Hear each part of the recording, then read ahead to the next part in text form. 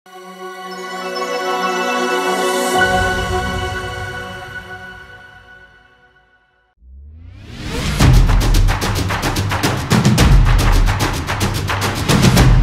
sahabat sehat Rumah Sakit Batam dimanapun Anda berada. Pada hari ini kita kembali menyapa Anda dengan berbagai informasi tentang masalah seputar kesehatan. Yang program kita saat ini adalah tetap kita akan menyusul program yang luar biasa di podcast Rumah Sakit Batam. Apalagi kalau bukan Intip, informasi tip seputar kesehatan Rumah Sakit Batam. Dan pada hari ini luar biasa kita kedatangan tamu dokter kita yang sangat cantik sekali di Rumah Sakit Batam ini. Dan beliau sudah punya waktu yang luar biasa akan memberikan informasi-informasi terkini di seputar kesehatan. Tapi sebelum beliau masuk pada inti pembicaraan hari ini, kita coba gali sedikit tentang siapa sih Dr. Lorencia Fitra Dwita, spesialis THT Rumah Sakit Batam ini. Selamat pagi dokter. Pagi. Ya, apa kabar dokter? Baik, alhamdulillah. Sehat dokter hari ini? Sehat. Walaupun hujan ya. Iya dokter. Dokter boleh menyapa ya seputar ini dok, sahabat sehat Rumah Sakit Batam? Boleh silakan dok. Assalamualaikum warahmatullahi wabarakatuh, sahabat sehat RSBP Batam. Saya Dr. Loren, spesialis THT-KL yang bertugas di RSBP Batam. Oke, simple ya? Itu aja. Dokter memang suka yang simple-simple. Oke, Banyak-banyak, dokter. gitu. Berkenalan simple, saya pun simple aja untuk poinnya dokter. Ini kan permisa sahabat sehat lihat dokter ini, dokter cantik ini kelihatannya ya. Oke. Siapa sih? Pasti mereka pingin mengenal lebih jauh nih. Siapa sih Dr. Lorencia Fitra Dwita yang sekarang menjadi dokter spesialis THT di Rumah Sakit Batam ini dok. Dokter bisa ini dok sedikit memperkenalkan kenapa sih dokter pingin iya THT dok ya. Kan banyak spesialis lain yang mungkin rumah kecantikan atau gimana dok ya. Iya. Oke, jadi sebenarnya pilihan THT ini kan telinga, hidung, tenggorok, bedah kepala dan leher sebenarnya Pak, THT-KL. Gitu. Ya, jadi pilihan pertama saya mau pilih THT-KL sebenarnya pas waktu koas ya, waktu pendidikan koas itu kan ceritanya jatuh cinta pada pandangan pertama. Luar biasa itu kata-kata itu. Pada saat itu ada tindakan yang pasiennya datang kesakitan banget. Cuman ternyata karena ada benda asing serangga di telinga, gitu. Nah itu sebenarnya kompetensi dokter umum untuk bantu untuk membersihkan atau mengeluarkannya kan. Nah, jadi pada saat itu sebentar sih, cuma 5-10 menit membantu residen ya pada saat itu ya. Terus keluar benda asingnya, bisa pasiennya udah senang gitu, lega. Jadi pada saat itu saya pikirnya, oh ini adalah salah satu spesialisasi yang sebenarnya keluhannya mungkin kayaknya simple cuma karena serangga, tapi sekali kita bisa bantu cepet, pasiennya senang, jadi keluar dari rumah sakit happy gitu langsung. Nah itu yang pertama kali ya. Ada gitu. Kepuasan tersendiri ya. Gitu. Terus setelah itu tanya ke konsulen dosen ya, setelah itu kan ternyata THT itu nggak semuanya melulu operasi. Jadi kita punya ada 2 bidang, ada bisa di treatment secara medikal, obat-obatan, bisa secara operatif juga bisa. Jadi nggak semuanya operasi. Artinya kalaupun nanti sudah tua nanti, ibu-ibu ini loh, yang cewek-cewek ini, atau mungkin beranak pinak, kalau tidak mau atau tidak bisa lagi rasanya operasi, kita masih tetap bisa treat pasien, gitu. Jadi ada 2 hal kayak pasien alergi, itu kan nggak harus operasi kan, pakai obat bisa.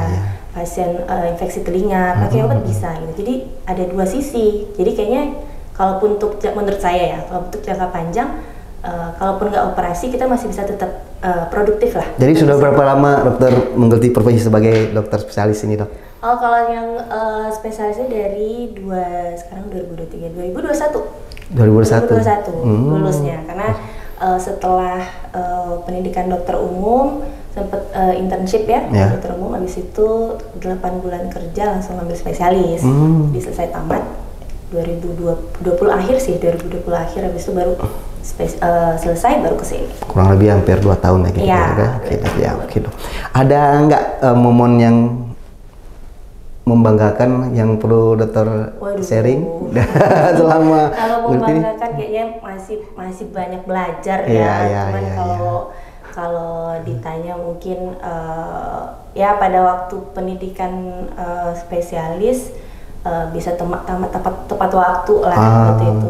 Walaupun sudah cuti menikah dan cuti melahirkan 3 bulan gitu, tapi alhamdulillah masih bisa tepat waktu. Oh, Dokter Luan sudah menikah. Sudah, Kasihan dia yang lain. Sudah. Oke, Dok. Ya. Jadi hari ini kita mengambil tema tentang sinusitis ya, Dok ya. Oke. Ya, dokter sinusitis.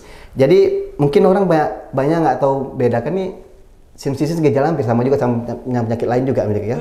Jadi mungkin dokter bisa menjelaskan kepada sahabat sehat dimanapun berada, sebenarnya tuh apa sih yang penyakit sinusitis itu sendiri, Dok, yang harus kita kenali.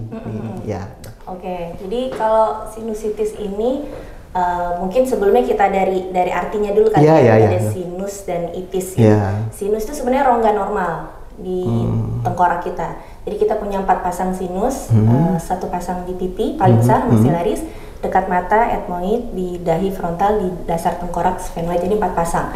Jadi itu tugasnya menyeimbangkan tulang tengkorak ini. Isinya udara kosong, harusnya nggak boleh ada isi apa-apa. Tapi ketika terjadi sumbatan di rongga hidung, mau dia sumbatannya karena alergi, atau sumbatan karena ternyata sekat hidungnya bengkok, atau sumbatan karena ada polip ternyata, atau ada tumor. Pokoknya sumbatan yang bikin pasase aliran hidung itu terganggu, bisa jadi cairannya masuk juga ke bagian sinus tadi. Jadi salah kamar, Pak. Salah kamar. Awas belum salah kamar. Nggak boleh masuk ke sana, tapi karena infeksi, karena sumbatan jadinya ke sinus larinya. Jadinya kan nggak seimbang nih, jadinya kan. Jadi keluhan pertama yang sering adalah yang harusnya ingusnya keluar ke depan, jadi malah ke belakang. Dampaknya apa tadi itu? Jadi kita kerasa ketelen. Kalau pasien sering keluhannya ada lendir ketelen ke belakang, Dok. Nah itu tuh arahnya ke sinusitis. Atau yang kedua, karena terisi cairan tadi, rongga udara tadi, jadi kalau nunduk jadinya berat di pipi atau malah nyeri kepala, karena harusnya kan kosong, nggak boleh ada apa-apa. Gitu, Dok. Gitu. Jadi berat di pipi, berat di kepala, berat di mata, tapi nggak berat di kantong. Iya. Terutama di hati ya, Dok ya. Jadi sekilas kita bisa tahu lah, begitu ya, kira-kira secara kasar. Berarti dengannya tadi sinus sitis ya, Dok ya. Berarti ada satu kondisi, berarti kondisi itu kan infeksi ya, Dok ya. Berarti infeksi ini mengganggu aliran daripada Dampaknya bila ini terus berlanjut, kalau tidak datang ke spesialis nih, Dok, bisa gejala yang ditimbulkan yang mungkin agak lebih parah ada, Dok? Oke, jadi kalau sinusitis ini sebenarnya terbagi bisa akut sama kronis. Kalau akut di bawah 12 minggu, kronis di atas 12 minggu. Kalau misalnya penyebabnya karena virus, itu kayak pilek biasa, Pak. Jadi 2-3 hari, 5 hari selesai. Obatnya cukup pakai cuci hidung kayak kita COVID itu. Model bilas itu ya, Dok ya? Ya, bilas cuci hidung itu kayaknya di YouTube banyak tuh video-video gitu kan. Ya? Cuci hidung untuk membantu irigasinya bagus, terus pakai obat yang melegakan gejalanya lah, pilek, hidung tersumbat, atau mungkin kadang ada yang demam, ada yang batuk. 5 hari selesai harusnya kalau virus. Tapi kalau dia sudah arah ke bakterial, udah mulai demam, berat di pipi, penciuman udah mulai kurang, nyeri pada bagian wajah. Kalau pada anak-anak kadang sampai batuk-batuk. Nah itu sebenarnya penyebabnya mungkin bisa dari bakteri. Nah bakteri pun bisa juga karena orang sakit gigi pun bisa loh, Pak. Sakit gigi ya? Nah, jadi dari gigi paling atas itu akarnya tuh memang ke bagian sinus. Jadi kalau gigi berlubang di atas, tapi harus di atas ya, di oral hygiene buruk pun juga bisa naik langsung ke sinus infeksinya gitu. Jadi kalau dibiarkan, kalau dia memang virus ya alhamdulillah selesai. Tapi kalau misalnya arah ke bakteri, diobati, ini kita kasih biasanya 6 minggu ya batasnya. 6 minggu kalau nggak kelar-kelar juga, baru adalah pilihannya adalah tindakan operasi sebelum kita lakukan CT scan. Nah, karena kalau nggak dioperasi berarti nanti dia cari jalan infeksi terus nih. Jadi tindakan operasinya fungsinya mengeluarkan mengeluarkan cairan yang dalam sinus tadi. Terus kan sebelumnya kita CT scan tuh, kita lihat apa aja tuh yang bikin terganggu. Misalnya ternyata tulang hidungnya besar, bisa dipotong atau dikecilkan, atau ternyata sekat hidungnya bengkok. Jadi itu satu jalur semua dikerjakan gitu. Karena kalau nggak dioperasi, kalau yang sudah kronis ya, dan CT scan udah penuh banget misalnya, nah itu bisa menjalar ke bagian kepala itu paling dekat mata sih, ke mata. Jadi mata bengkak, mata sampai hilang penglihatan itu bisa karena sinusitis. Nah paling jauhnya lagi sampai ke otak, penggunaan kesadaran, kejang itu bisa. Karena ternyata di bagian hidung ini ke otak nggak punya klep gitu darahnya. Jadi berarti kalau ada orang mungkin dia sering sakit kepala atau semuanya itu bisa juga ke situ ya? Bisa dari sinusitis. Salah satu diagnosis banding lah ya istilahnya, itu bisa dicari sinusitisnya. Kalau misalnya sinusitisnya clear ya udah berarti dari yang lain. Tapi kalau ternyata dari sinusitis memang ada, ya berarti bisa dari sana penyebab penyakit kepalanya. Kalau dilihat dari prosesnya dokter terangkan, apakah penyakit ini sering menyerang pada umur usia berapa dok yang dominan dokter temukan ini? Usia dewasa muda sih ya. Dewasa muda, tapi jarang pada anak-anak dok ya? Jarang, karena anak-anak sebenarnya pertumbuhan sinusnya kayaknya lengkapnya umur 6 tahun ke atas. 6 tahun ke atas. Kalau baby nggak mungkin. Jaya kalaupun nggak lah, kayaknya nggak mungkin karena belum sempurna bentuknya. Ada yang malah umur 12 tahun baru sempurna sinusnya gitu. Jadi kalau anak-anak jarang. Kalau ditanya ada, mungkin ada 1-2, tapi jarang sekali. Yang paling sering dewasa muda. Dewasa muda ini kan udah ngerokok, udah terpapar polusi banyak, udah alerginya udah mulai ada. Kalau usia giginya udah mulai berlubang. Kalau usia tua udah ada diabetes. Itu kan salah satu faktor risiko juga. Imun yang rendah ngaruh ke sinusnya juga bisa. Tadi saya tertarik tuh dokter bilang masalah merokok. Berarti ada suatu aktivitas yang minus kesehatan ya dok yang dilakukan mungkin ya itu bisa mempengaruhi berarti rokok. Terus ada mungkin masalah juga nutrisi juga mungkin apa dok ya. Nah ada nggak dok? Kita sering kali kalau orang terasa pilek itu kan sering ada orang yang mengeluarkan, ada orang menarik. Kan ini kebiasaan dok. Jadi mana yang seharusnya harus kita lakukan dok? Mengeluarkan atau menarik ini? Ini kan hal-hal yang sering gitu kan dok. Ada orang begitu, ada buang gitu kan dok. Sekarang gimana dok? Sebenarnya Pak. Keluarkan dok ya. Kalau yang hirup itu biasanya karena hidungnya tersumbat jadi dia nggak bisa keluarin. Jadi dia cara pintasnya dia tarik ke atas. Tapi sebenarnya nggak boleh kayak gitu. Atau kadang ketelan ke belakang kan. Jadi boleh ya dok. Lebih bagus keluarkan. Jadi kalau ada dikeluarkan.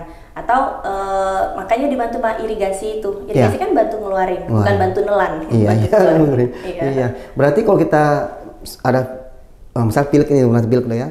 Kita pakai kan sering ada juga pakai inhaler itu, ada kan minyak angin juga. Oh iya itu boleh. Sampai gini semua gitu kan dok? Itu. Kalau minyak angin kayak inhaler itu cuma buat ngelapangin aja Pak. Ngelapangin yang tulang ada konkan namanya, dia sensitif kalau kena dingin ataupun kena panas itu kan uap tuh kalau yang itu kan. Jadi dia bisa melebar, bisa mengecil. Jadi kalau inhaler atau minyak kayu putih itu ngebantu ngelapangin aja. Jadi kalau kita mampet pakai itu udah lapang. Jadi ingusnya bisa dikeluarin sebenarnya. Tapi kita kan malah kadang dipakai itu terus udah lapang terus tarik ke belakang.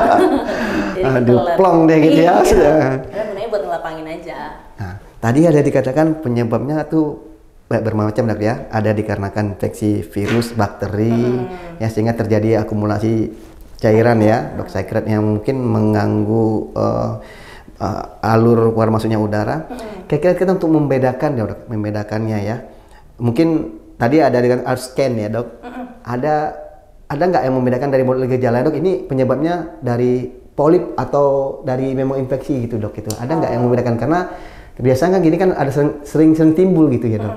Apa sih yang membedakan? Oh ini ada polip kelihatan ini, ada semua. Jadi mungkin ini dengan tanda gejala yang mungkin dialami oleh sahabat sehat, ini harus waspada nih gitu.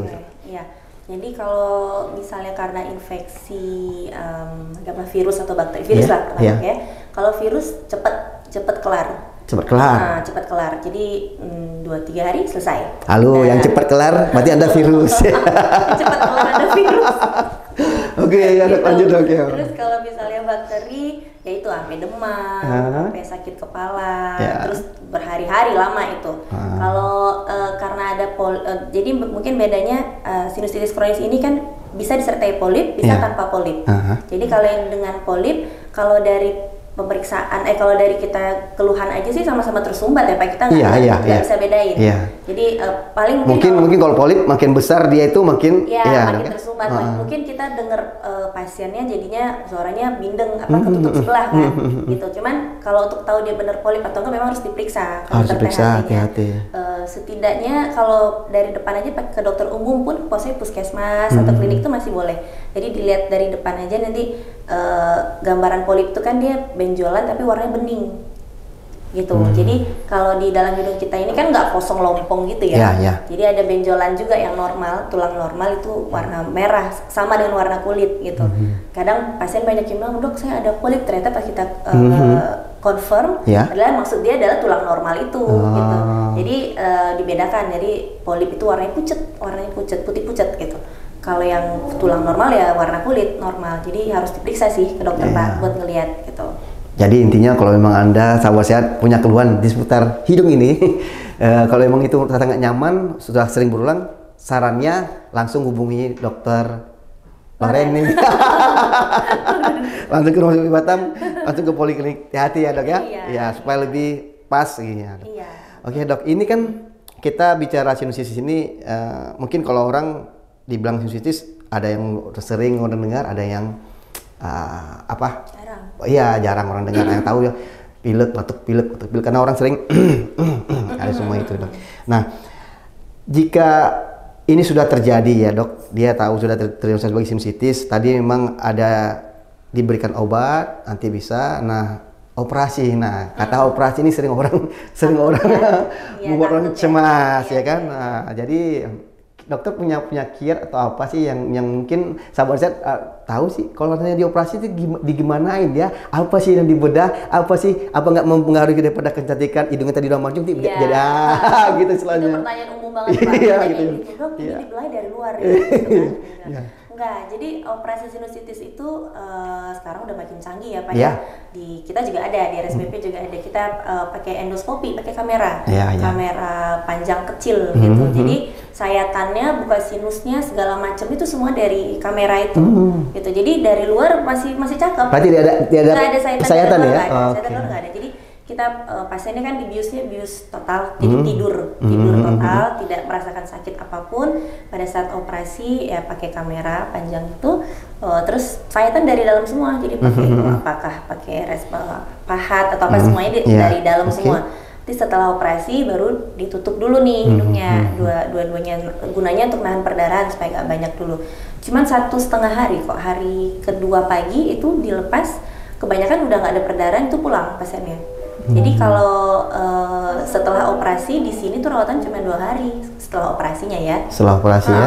Hari kedua pasti pulang. Hari kedua pulang, berarti nggak lama dari luar ya? Bagus-bagus aja, aman ya? Nggak masalah, yang mancung tetap mancung, tapi jangan minta tambah mancung nggak bisa, segitu aja. Kalau bisa membuat agli mancung mungkin banyak yang operasi dok. Berantem mau bedah plastik. Oke dok, ini kan kita harus bisa memberikan satu bentuk edukasi yang baik kepada sahabat sehat dok seputar ini. Tadi kita udah coba mulai awal, mungkin banyak. Nah sahabat sehat pun kalau memang ada yang mau ditanyakan seputar masalah THT ya atau trauma sinusitis ini, bisa nanti melakukan follow Instagram kami, IG Rumah Sakit Batam, bertanya dan nanti dokter kita akan menjawab. Nggak usah khawatir, di sini juga kita akan menjawab seluruh keluhan Anda tentang masalah itu. Nah lebih baik lagi kalau ada keluhan-keluhan masalah itu, kunjungi dong dokter Lorennya. Hati-hati dok. Sebagai close statement dok ya, dokter bisa memberikan tip-tip mungkin dalam mencegah ya, mencegah sinusitis itu ya. Apalagi kalau bilang sekarang hubungan sama COVID nih dok. Udah belum lewat tapi orang agak paranoid nih. Kalau udah hubungan sama pernapasan gini-gini kan ada paranoid nih. Nah jadi apa yang harus kita lakukan dengan kondisi sekarang perkembangan dunia, alam yang kita gini, supaya kita terhindar daripada yang dikatakan tadi itu sinusitis, baik dikarenakan dari infeksi dari bakteri atau virus maupun dikarenakan dari masalah polip tadi dok. Oke. Jadi mungkin pencegahan dari sinusitis ini yang pertama adalah irigasi hidung ya, cuci hidung. Itu mungkin nggak harus pakai, kalau kita dulu botol infus dan segala macamnya, secara simpel wudhu aja udah enak tuh Pak. Oke, wudhu kita kan bersih. Oh iya, saya kan? Wudhu tuh model yang benar, saya pernah tuh wudhu gini dong. Yang benar tuh dimasukin keluar langsung itu ya. Iya, itu udah enak banget. Itu kita 5 kali sehari, itu kan udah itu yang wajib aja kan, itu udah cuci hidung, itu udah paling gampang. Cuci hidungnya itu yang pertama. Yang kedua, jika sahabat saya punya alergi dingin kah, pasti kita udah tahu tuh kalau pas pagi aja baru bersin atau pas kena debu baru bersin gitu. Itu pencetusnya dihindari. Jadi kalau misalnya kalau dingin ya nggak mungkin ya dihindari ya. Tapi kalau misalnya kayak AC lah, itu paling gampang. AC jangan langsung ke wajah atau suhu 26-27 ke atas. Terus kalau di kamar spray, gorden, keset itu kan pemicu debu-debu gitu kan. Nah, itu juga bisa pemicu dari alergi. Karena bukan tidak mungkin dari alergi yang parah akan jadi sinusitis. Bisa banget gitu. Terus kepencetus yang lain misalnya merokok, berarti berhenti merokok ya. Nah itu. Berhenti merokok. Karena sebenarnya rokok itu ngeganggu sel-sel rambut hidung loh Pak. Jadi kalau geraknya nggak bagus, rambut hidungnya jadi mampet kan. Apalagi sempat asapnya disap keluar dari hidung ya. Iya. Nah itu jadi pertama cuci hidung, yang kedua hindari faktor pencetus, itu mungkin simpelnya ya. Jadi kalau pencetusnya alergi ataupun rokok ataupun gigi berlubang ataupun diabetes itu harus dikontrol secara rutin. Yang ketiga, jika ada keluhan hidungnya tersumbat terlalu lama, lendir sampai berbau sampai kekuningan kehijauan, itu cepat bawa ke dokter, nggak usah tunggu lama-lama lagi. Pertama langsung konsultasi ke dokter Loren ya. Iya. Gitu ya. Luar biasa. Baik dokter, wah kita waktu ini banyak tip-tip yang sudah dokter berikan kepada para sahabat sehat dimanapun berada. Ini sangat bermanfaat sekali ya. Intinya apapun, bila Anda mengalami keluhan tentang penyakit, kalau memang itu menjadi suatu bentuk gangguan pada Anda dalam aktivitas, terutama di bidang hidung, telinga, dan tenggorokan ya dok ya. Iya, telinga, hidung, tenggorokan. Ya itu jangan lupa, Dr. Loren siap membantu teman-teman sahabat sehat semua untuk bisa menangani keluhan-keluhan Anda. Silakan datang ke Rumah Sakit Batam.